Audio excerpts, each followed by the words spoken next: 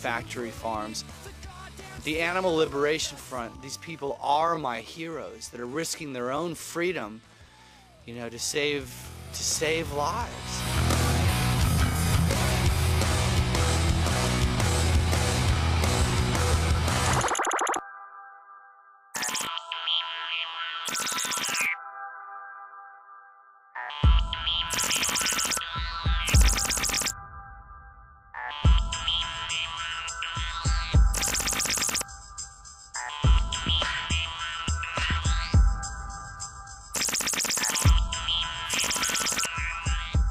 The guidelines were tactical in that we obviously didn't want anyone who was innocent to suffer from what we were doing. And certainly we didn't want animals to suffer from anything we did. So we had to be careful on sort of in that respect. And I think we wanted to create quite a large movement. We wanted a lot of people to take ALF action. So we had to have tactics that people in general felt happy with, so they could join in. In the naive first formative years of those small people, they did set up an office, you know, and they did have Animal Liberation Front literature, and you were able to contact them. But it wasn't long before the police totally shut that down. And ever since then, ever since those small group of people disbanded, now there's a global Animal Liberation Front that you read about in all your papers, but there is no structure to it. There is no organisation, there's no one you can write to, please come and help me, you know, there's a goat locked up in someone's yard. No, you have to do it yourself. The Animal Liberation Front is not an organization. The Animal Liberation Front is anybody that takes action to help animals, despite that action being classified as illegal in this day and time. The reason that masks are worn is simply because the activists are smart enough to know that they need to live to fight another day. They don't want to be recognized by law enforcement. They don't want to be recognized on the news and by people at work. They want to be able to continue their work in the movement. The Animal Liberation Front is the modern-day Underground Railroad. Just like Harriet Tubman, the ALF goes in, they get animals out of labs, and they put them through literally an underground railroad for animals, getting them safe vets to check them out and safe homes for them to spend their lives in. And that means that they must not take any credit as people for their rescues. They must remain anonymous. My belief is that they're willing to serve time, that they will put their personal freedom on the line if they need to, but they're not foolish enough to just do it willy-nilly and make themselves targets. I think that someday soon I hope, the ALF will be represented to be the forces that they really are. To be freedom fighters. I don't consider myself to be anything special. I don't think anybody involved with the ALF is. All I want to do is avoid cruelty, and I think most people are the same. It's in there at the same time. It does exist in people's hearts and people's minds, but as an organisation, it can never exist and it never will exist. If it did exist, the police and the FBI would bust it up, you know? And that's why they're so frustrated, because they can't stop the Animal Liberation Front, because they can't get their hands on it, you know? And there is no office, there is no structure. It's in here.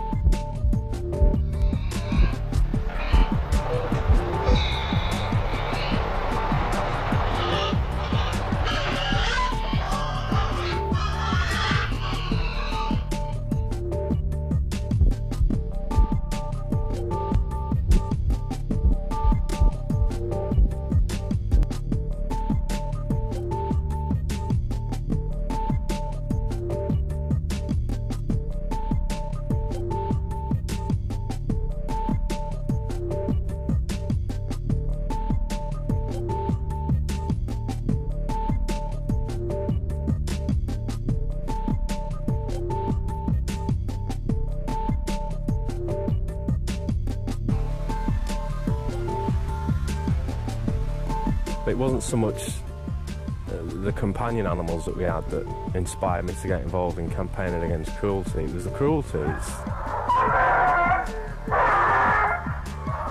huge animal abuse that's taking place, you know, in the slaughterhouses, the factory farms and laboratories. That's what's incited me, that's what's encouraged me to get involved in animal abuse. And I suppose because I know that, you know, every animal is an individual and that, you know, they've got a right to a life and to be free from pain and suffering.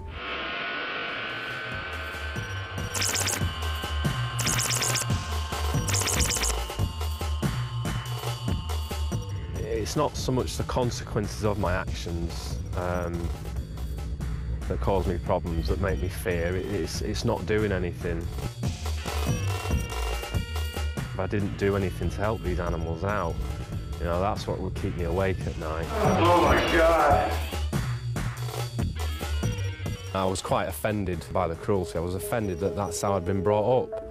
You know, to believe that it was all nice and cosy when in fact it wasn't. You know, the reality is something very different. I've written many letters to MPs and got nowhere with them. And we all try, we all desperately want to change the world legitimately, legally, but it just doesn't work like that. The people that run the country, they have shares, they have investments in pharmaceutical companies, for example, who are experimenting on animals. So to think that you can write to these people and say, look, we don't like what you're doing, we'd like you to change, and expect them to do so, you know, it's not going to happen.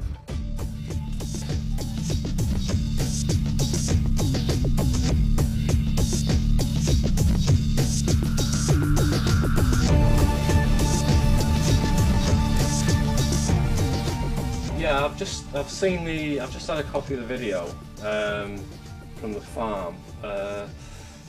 Awful. I've spoken to Trading Standards today. They're just not interested. They've been there. They said they've given the place a clean bill of health. Basically, they don't think there's anything wrong. There's nothing illegal. They said to me it's a trade-off if we want cheap eggs. That's their attitude. Same with the RSPCA. They're just not interested. Now, the advice I've got is that there are a lot of laws being broken here, but these people just don't care. So I think we need to get together and sit down and have a talk about where we're going to go next with this. We've seen what actions have been effective in this country over years to highlight issues of animal cruelty and to bring an end to animal cruelty issues. And it's the direct action that's working constantly. It's taking control, it's taking some personal action to make a difference. For example, rescuing an animal that's kept in a cage.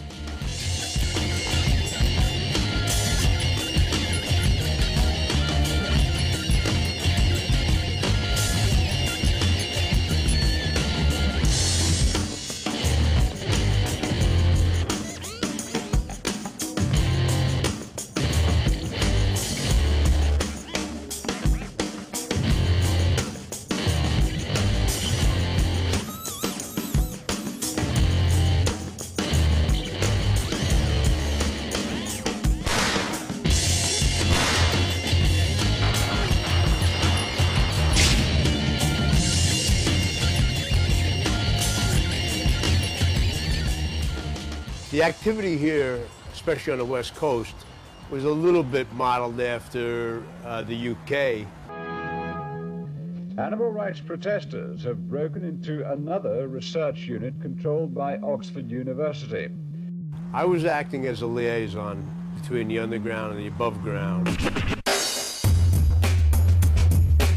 You know, people ask me a lot of times, how were these places picked? How were the targets selected?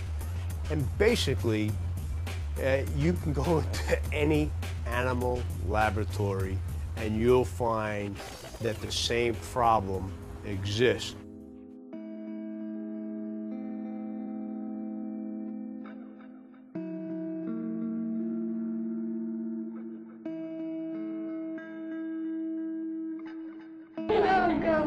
Take the cat.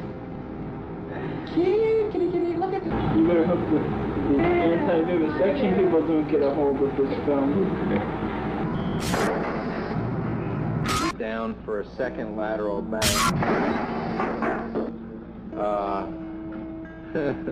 That's him waving. That's his trainer who taught him how to do those tricks.